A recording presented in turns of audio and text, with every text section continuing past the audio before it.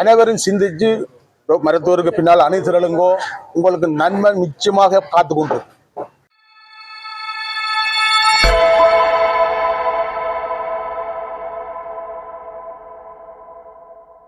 வணக்கம், எப்படி இருக்கீங்க? சுகமா இருக்கீங்களா? வணக்கம். வணக்கம்.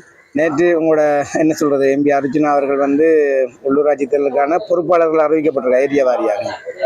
அது சம்பந்தமாக உங்களோட ஆலோசனை நடத்தப்பட்டதா?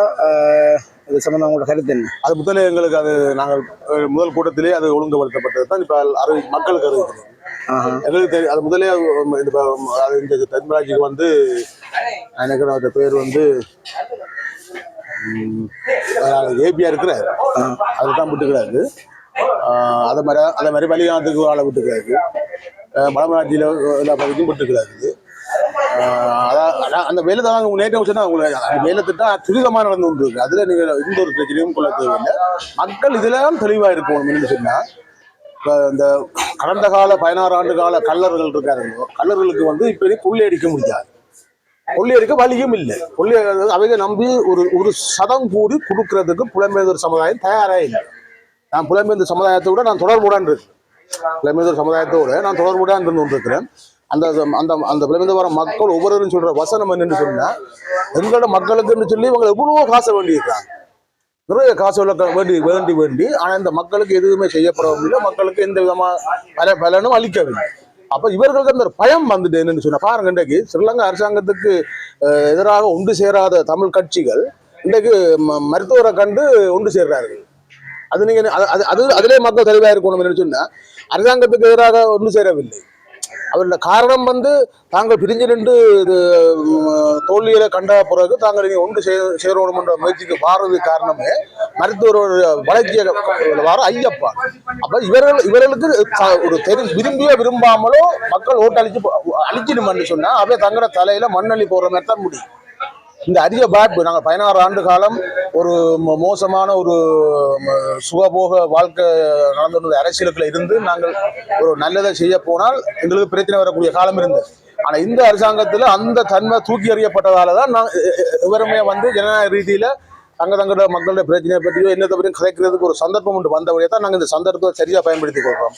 அதனால மக்களுக்கு நான் வேண்டிக் கொள்றது, தேவையற்றது குழம்ப தேவையில்லை. நீங்கள் ஒரு செய்தியை பார்க்கும்போது ஒரு காப்பாற்ற விளங்காட 2-3 தான் அந்த செய்தியை பாருங்க.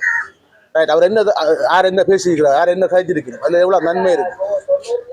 அதில் எல்லாம் வடிவா நீங்க சிந்திச்சு செயலாட்டம் கொண்டு வரணும். ஒரு மிக இக்கட்டான ஒரு சூழல் ஒன்று வந்திருக்குது. அடுத்தது வந்து நான் இன்னும் ஒன்று அடுத்த கட்டத்தை சொல்ல வரேன். சும்மா தேவையற்ற வதந்திகளை நம்பாதீங்க.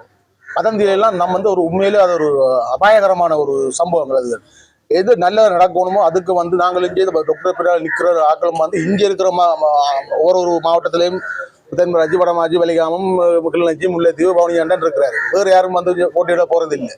இங்கே மக்களுக்குள்ள இருக்கிற ஆக்களை நல்ல துடிப்பு மிக்க நல்ல திறமை உள்ள ஆக்களை தான் நாங்கள் வேட்பாளர் எடுத்து போட்டு மக்களுடைய ஒவ்வொரு உள்ளூராட்சி மன்றங்கள் இருக்கிற குறைபாடுகள் அங்கேருந்து அதை என்னென்ன குறைபாடுகள் இருக்கோ அது எல்லாத்தையும் நாங்கள் மக்களுக்கு சேவை செய்யத்தான் வந்திருக்கோம். ஒழிய மற்ற மொழியில் ஒரு பணத்துக்கு ஆசைப்பட்டோ பதவிக்கு ஆசைப்பட்டோ யாரும் நாங்கள் வர வேண்டிய தேவையில்லை. நாங்கள் பணத்துக்கு பதவி ஆசைப்படுறதா இருந்தால் நான் இந்த ஒற்ற காலில் இந்த தேங்காய் கட்டையில் இருக்க வேண்டிய சந்தர்ப்பமே வராது.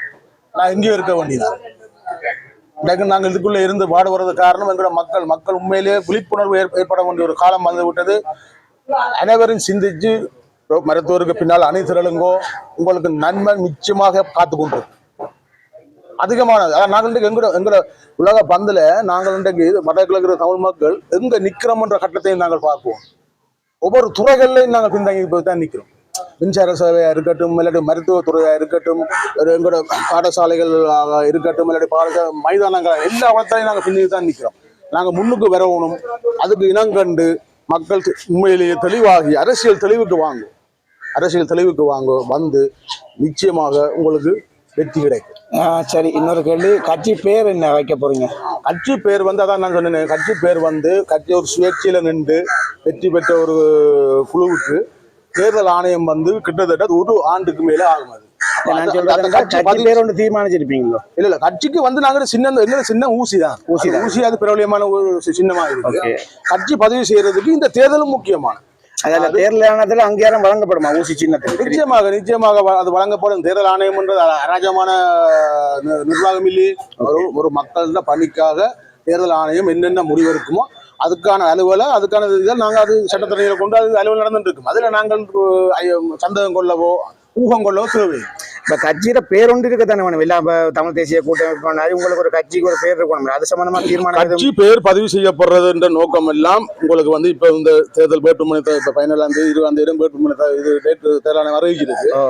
அப்ப அது அந்த நேரங்கள்ல அதுக்கான தகவல் வந்துடும். அந்த தகவல் வந்த அப்புறம் நாங்க அது உங்களுக்கு சொல்றதுதான் பொருத்தமா இருக்கும். இப்ப நாங்க அது ஊகத்துல செய்ய தேவையில்லை. ஆனா சின்ன ஊசிதான் சின்னம். நிச்சயமா நன்றி. அதான் நேற்று உள்ளூராட்சி தொடர்பாக எம்பி அர்ஜுனா அவர்கள் வந்து அறிவித்திருந்த அறிவித்தலின்படிதான் இந்த கேள்வி எழுப்பியிருந்தோம். இந்த நேரத்தில் நாங்கள் கேட்ட கேள்விகளுக்கு பதிலளித்ததற்கு நன்றி. அதான் இதை திரும்ப ஒரு மக்கள் சொல்ல கடைசி சந்தர்ப்பம் இதுதான். எங்களோட மக்கள் விழிப்புணர்வோட இருக்க வேணும். சில வதந்திகளுக்கு கண்டு அஞ்சவும் தேவையில்லை, கலங்கவும் தேவையில்லை. தேர்தலில் வந்து உங்களோட ஊடகங்களும் வந்து எங்களுக்கு மிக பங்களிப்பு அளிக்கணும். உங்களோட ஊடகங்களாக நீங்களும் மக்களுக்கு தெளிவுபடுத்தவும். அதுவும் உங்களோட கடமை, தார்மீக கடமை. நிச்சயமாக வெற்றி பெறுவோம். நன்றி.